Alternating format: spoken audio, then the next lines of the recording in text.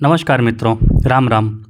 शनिदेव के गोचर के बारे में चर्चा करते हुए आज हम अपने अंतिम सीरीज यानी कि मकर राशि, कुंभ राशि और मीन राशि पर शनिदेव के होने वाले वक्री गोचर का प्रभाव जानेंगे।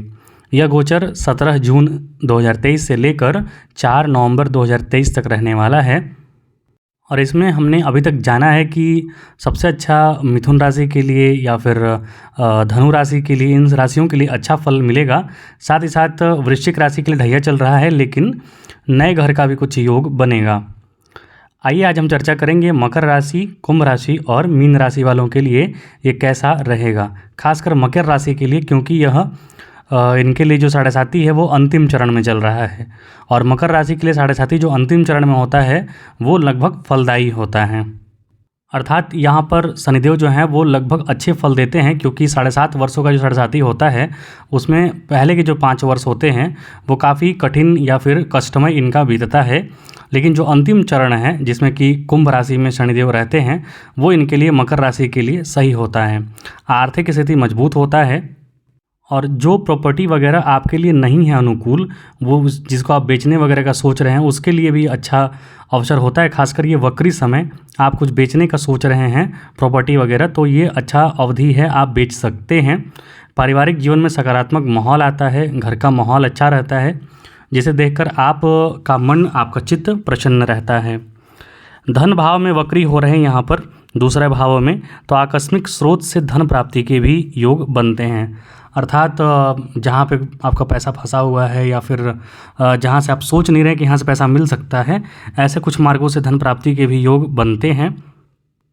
इस समय ऐसा भी स्थिति बनता है कि कुछ प्रतिष्ठित लोग समाज में जिनसे आपका नहीं बन रहा होता है या फिर जिनसे आप संपर्क करने की कोशिश करते हैं उनसे बनाव हो जाता है, प्रतिष्ठित लोगों से आपकी मित्रता हो जाती है, जिससे बहुत सारे कार्य आपके सिद्ध होते हैं।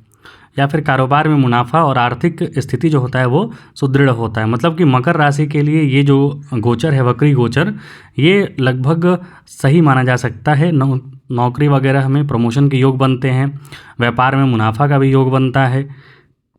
तो यहाँ पर थोड़ी सतर्कता और सावधानी बरतकर यदि आप कार्य करें तो यहाँ पर अच्छे लाभ के योग बन रहे हैं, क्योंकि दूसरे भाव में शनिदेव विराजमान हैं और वहाँ से वो 3 दृष्टियाँ देखेंगे, चतुर्थ भाव पर, अष्टम भाव पर और लाभ भाव पर। यहाँ पर चतुर्थ भाव पर जो दृष्टि पड़ रही है वो हालांकि नीच दृष्टि पड़ रही है, लेकिन शनिदेव चूँकि वक्री अवस्था में जा रहे हैं तो यहाँ पर कुछ न कुछ अच्छे लाभ के योग बनाएंगे। साथ ही साथ अष्टम पर उनकी दृष्टि पड़ रही है, तो आप अपने लॉन्ग टर्म डिजीज़ से जो परेशान हैं उसका बीमारी का इलाज भी यदि आप करना प्रारंभ करें तो ये अनुकूल रहेगा, क्योंकि वो सद्भिषा नक्षत्र में है और सद्भिषा नक्षत्र जो होता है वो बीमारियों से लड़ने के लिए बहुत उपयुक्त नक्षत्र माना जाता है। कोई बीमारी से लड़ने के लिए यदि आप सद्भिषा नक्षत्र का चुनाव करते हैं तो जल्दी ठीक होने के चांसेस रहता है। शनिदेव का ये जो गोचर है वो आपके लिए, मकर राशि के लिए खासकर या फिर मकर लगन के जातकों के लिए भी ये अच्छा समय रहने वाला है, जो वक्री का समय है। हालांकि साढ़े साती है तो थोड़ी परेशानी, थोड़ी विलंब देखने को मिलेगी, तो वहाँ पर शनिदेव का उपाय जरूर करें। हनुमान चालीसा का नित्य आप 3 बार पाठ जरूर किया करें और साथ ही साथ शनि मंदिर या फिर पीपल वृक्ष जो है वहाँ पर अमावस्या को या फिर शनिवार को जो सरसों का तेल का दीपक होता है वो दान जरूर किया करें। अब यदि हम कुंभ राशि के जातकों के लिए बात करें तो कुंभ राशि के जातकों के लिए ये बहुत अच्छा समय नहीं है। कारण ये है कि शनिदेव की जो साढ़े साती का जो आपका क्रम चल रहा है वो शीर्ष पर है आपका, अर्थात शनिदेव आपके ही राशि पर विराजमान हैं। तो मतलब संघर्ष, लॉन्ग टर्म संघर्ष, परेशानियां या फिर जो काम 2 दिन में होता है वो 20 दिन में होगा। मतलब इस तरीके की जो स्थितियां हैं वो परेशानी रहने वाला, मन परेशान, मन उद्विग्न रहने वाला, ये चीज़ें आपको अभी भी हॉन्ट करती रहेंगी। यहाँ मानसिक दबाव देखने को मिल रहा है। साथ ही साथ किसी भी क्षेत्र में जल्दबाजी में निर्णय बिल्कुल ना लें, अन्यथा परेशानी में खड़े हो सकते हैं आप। और यदि आप वैवाहिक जीवन में हैं तो वहाँ भी तनाव की स्थिति बन सकती है, तो वहाँ पर थोड़ा सतर्कता और समय देकर ही कार्य करें। याद रखिए शनिदेव समय मांगते हैं, यदि आपके पास समय नहीं है तो फिर आप बर्बाद हो जाएंगे। अर्थात स्थिति ये है कि यदि आप हड़बड़ाहट में हैं, जल्दी में हैं कि जल्दी जल्दी कार्य हो जाए हमारा, तब आप फिर परेशानी में हैं।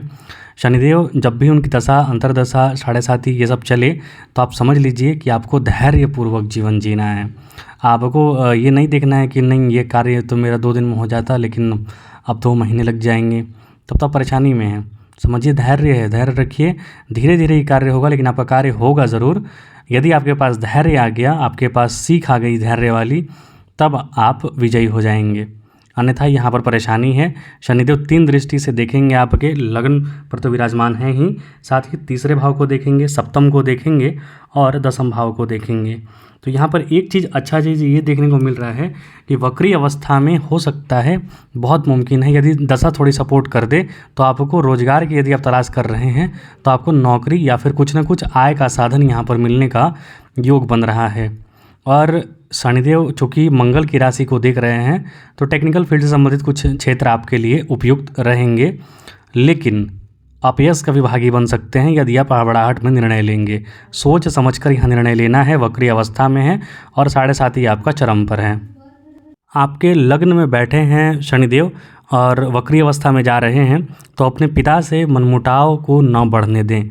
पिता से जो आपके मनमुटाव हैं या फिर मतभेद हैं उसको सुलझाने का प्रयास करें या फिर उसको होल्ड पे डाल दें, मतलब उसको समय दें, समय पर डाल दें। जैसे कोई कार्य कभी ना हो रहा हो या कुछ समझ में ना आ रहा हो तो उसको भगवान में डाल देना चाहिए कि भगवान सही समय पर, उपयुक्त समय पर हमें इस चीज़ को या तो बचाएं हमें या फिर इसको समझाएं हमें।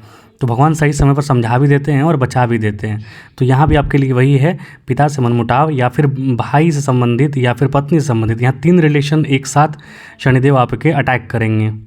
तो इन तीनों चीज़ों में, चाहे आपकी भार्या हो, आपकी पत्नी हो या फिर आपका पार्टनर हो सामने वाला, वहाँ या फिर अपने पिता, वो वहाँ पर आपको सावधानी बरतना है, समय देना है, क्योंकि रिश्ते जो हैं वो एक दिन के मोहताज नहीं होते, रिश्ते जन्म जन्म के होते हैं। चाहे भाई हो, पिता हो या फिर भार्या हो, तो आपको वहाँ पर समय देना चाहिए। हड़बड़ाहट में निर्णय गलत साबित हो जाएगा। हालांकि व्यापार से संबंधित और कार्य क्षेत्र से संबंधित आपके लिए कुछ अनुकूलता आएगी। आपको देखने को मिलेगा कि कुछ एक्टिवनेस आपकी लाइफ में आ रहा है। यदि आप कहीं पर रुक गए हैं, फंस गए हैं, तो यहाँ थोड़ा एक्सेलरेट होंगे आप। आपका साहस, शौर्य, पराक्रम भी बढ़ेगा, क्योंकि वक्री अवस्था में शनिदेव हैं तो सारे जो खराब फल हैं वो थोड़ा रिवर्स करने का कोशिश करेंगे। लेकिन आप 3 बार हनुमान चालीसा प्रतिदिन पाठ ज़रूर किया करें।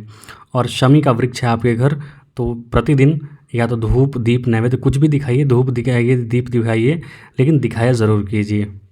अब यदि हम मीन राशि के जातकों के लिए बात करें तो ये साढ़े साथी का आपका प्रथम चरण है। तो साढ़े साथी का प्रथम चरण है तो आपके लिए भी बहुत अच्छा अनुकूल स्थिति नहीं है। हालांकि एक चीज़ यहाँ पर ये हो सकता है कि साढ़े साथी का प्रथम चरण जब भी चलता है तो लोगों का स्थान परिवर्तन होता है, चाहे परमानेंट हो जाए या फिर आप पढ़ने के उद्देश्य से कहीं बाहर जाएं या फिर किसी को पढ़ाने के उद्देश्य से बाहर जाएं या फिर मतलब किसी भी उद्देश्य से आप जाएं, लेकिन आपका स्थान परिवर्तन होगा।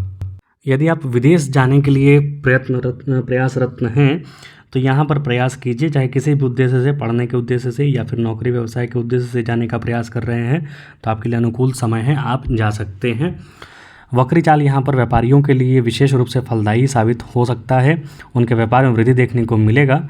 यहाँ पर तरक्की पाने के लिए यदि आप कुछ प्रयत्न करेंगे वक्री अवस्था में, ऐसे तो अच्छा फल नहीं दे रहे थे, आपकी बीमारी वगैरह में, आपको बीमारी में उलझा के रखे थे शनिदेव, क्योंकि शनिदेव 12वें में है तो खर्च कराएंगे तो किस चीज़ में खर्च कराएंगे, या तो घूमने फिरने में खर्च कराएंगे, यहाँ पर इधर उधर भेजने में खर्च कराएंगे, या फिर हॉस्पिटल पर खर्च कराएंगे आपका या फिर आपके नज़दीकी रिश्तेदारों का।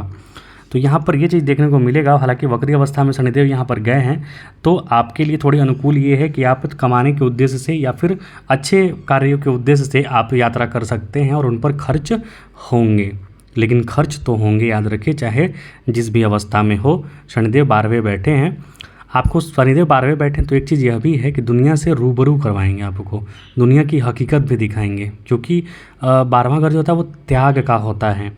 तो कहीं कोई रिलेशन वाले आपको फ़ायदा उठाने का कोशिश कर रहे हैं या फिर आपको धोखा देने का प्रयत्न कर रहे हैं तो उनका भी मुखौटा उतरेगा और आपके सामने आएगा, तभी तो त्याग होगा ना, तभी तो आप उसे छोड़ेंगे।